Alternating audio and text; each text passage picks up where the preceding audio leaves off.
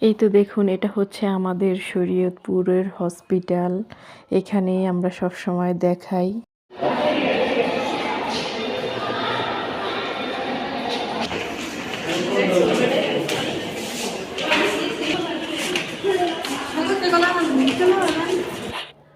আসসালামু আলাইকুম everyone, welcome back to my channel. সবাই কেমন আছেন? আলহামদুলিল্লাহ আমি ভালো আছি, দোয়া করি সবাই ভালো থাকেন।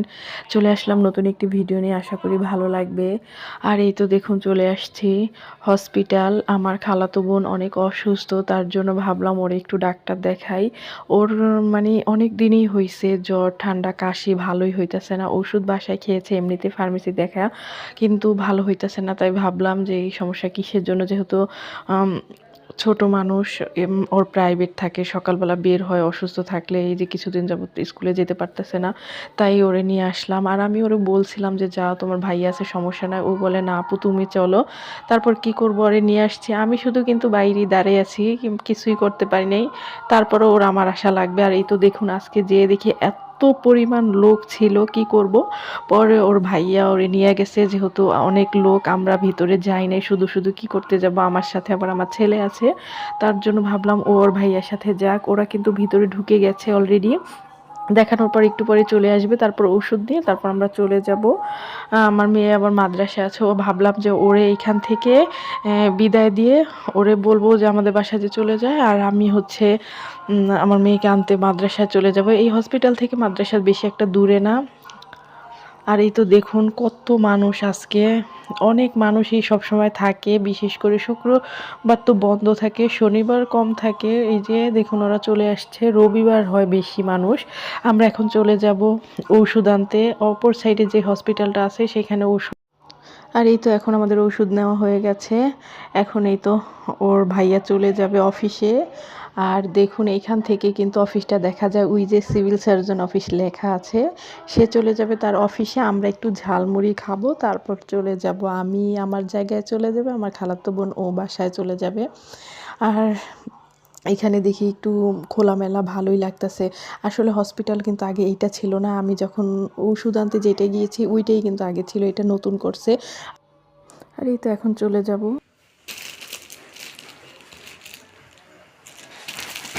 এইটা এটা সেমই লাগতেছে না? ওটা একটু কাজটা গোল, ওটার একটু কাজটা সেম না, একটু কাজটা আলাদা, বুঝছেন? কাজ একটু আলাদা।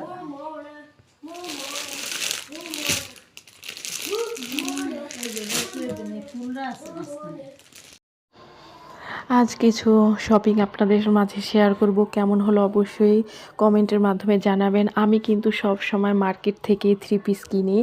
এই মানে 1 মাস যাবত আমি একটা ভাবি থেকে কেনাকাটা শুরু করছি। আসলে মহিলা মানুষ নতুন নতুন বিজনেস শুরু করছে, তাই আমি তার থেকেই কিনি। আমি বাইরে থেকেও টাকা দিয়ে কিনবো, তার থেকেও কিনবো। তাই ভাবলাম যে কেউ যদি আমার দ্বারা একটু ভালো থাকে তাহলে সমস্যা কি।